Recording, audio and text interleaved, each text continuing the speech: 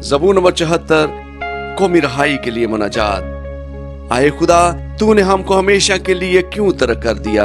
तेरी चरागाह की बेड़ों पर तेरा कहर क्यों भड़क रहा है?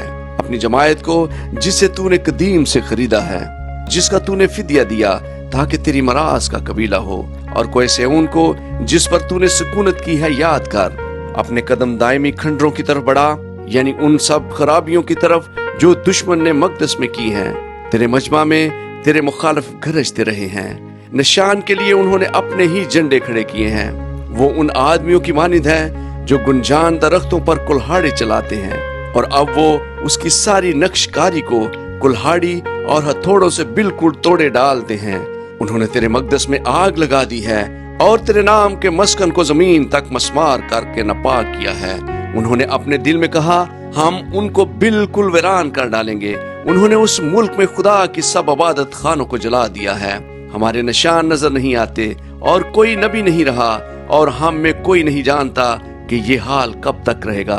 आए खुदा, मुखालिफ कब तक ताना जनी करता रहेगा?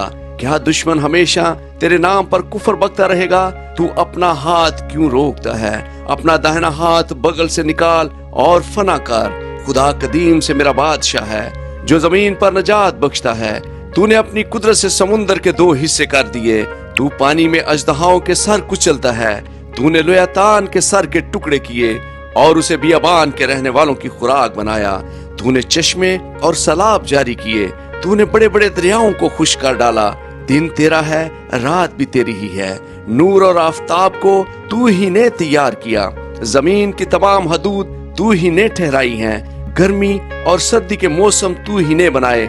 आए खुदावंद, इसे याद रख कि दुश्मन ने ताना जनी की है और बेवकूफ कौम ने तेरे नाम की तकफीर की है। अपनी फाख्ता की जान को जंगली जानवर के हवाले ना कर। अपने गरीबों की जान को हमेशा के लिए भूल ना जा। अपने अहद का ख्याल फरमा, क्योंकि जमीन के तरीक मकाम जुल्म के मस्कनों से भरे हैं। मजलूम शर्मिंदा होकर ना लौटे। गरीब और मोहताज तेरे नाम की तारीफ करें। उठाए खुदा, आप ही अपनी वकालत कर। याद कर कि अहमक दिन भर तुझ पर कैसी ताना जनी करता है। अपने दुश्मनों की आवाज को भूल ना जा। तेरे मुखालफों का हंगामा बर्पा होता रहता है। आमीन।